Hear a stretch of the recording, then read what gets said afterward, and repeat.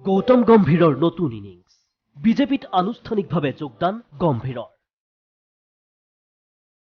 লোকসভা নিৰ্বাচনত দিল্লীত প্ৰাৰ্থিত্ব পাব পাৰে গম্ভীৰে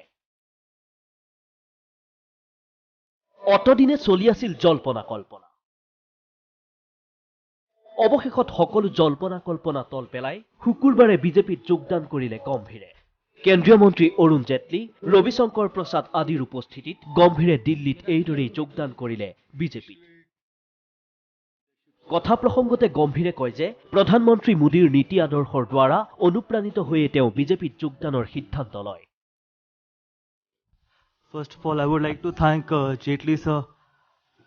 Ravi Shankar Prasad sir and BJP for giving me this opportunity to be doing something special for the country. And जैसे sir ने बोला कि obviously मैं हमारे प्राइम मिनिस्टर से बहुत प्रभावित होकर और उनके विजन से बहुत प्रभावित होकर I'm joining this party and I'm sure that I'm going to live up to their expectations because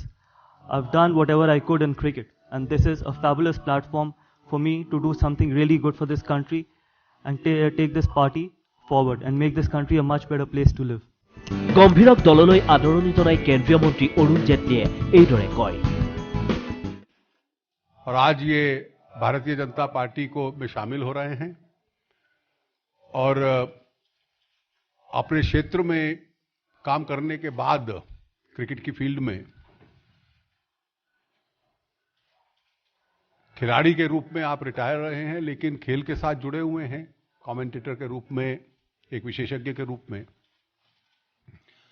तो आज ये पार्टी में शामिल हो रहे हैं हम इसको एक बहुत ही महत्वपूर्ण इंडक्शन अपनी पार्टी में मानते हैं और मैं उनका स्वागत करता हूं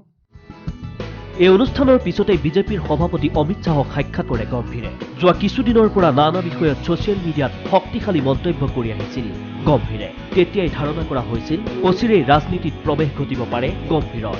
যোৱা নিৰ্বাচনত অৰুণ জেটলীৰ হৈ পাঞ্জাৱত প্ৰচাৰ চলাইছিল গম্ভীৰে আসন্ন লোকসভা নিৰ্বাচনত নতুন দিল্লীৰ সমষ্টিত বিজেপিয়ে গম্ভীৰক প্ৰাৰ্থিত্ব দিয়াৰ সম্ভাৱনা আছে